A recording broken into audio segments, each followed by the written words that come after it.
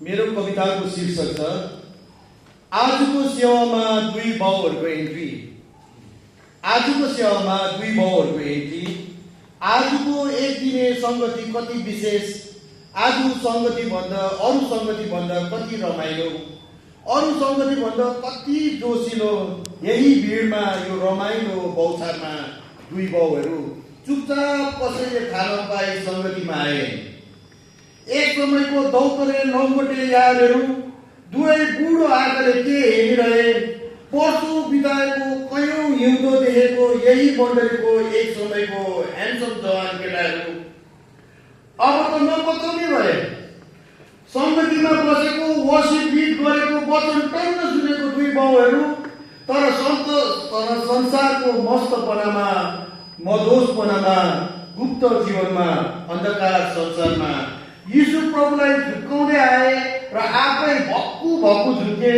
धोका पाएको बुढो आत्माहरू अब त यी आत्माहरू वचनप्रुफ भएछ।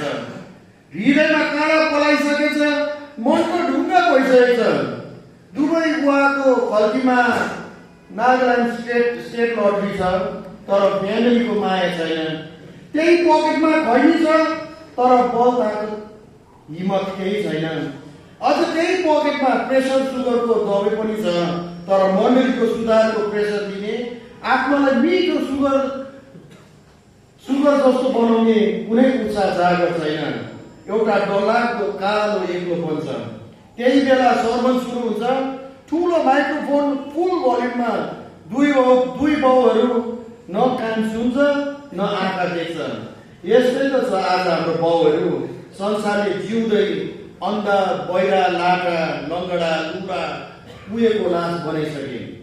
न यीशुको प्रेम देख्छ, न कल्वरीको बलिदान बुझ्न सक्छ, न पापको छुटकाराको अनुभव गर्न सक्छ।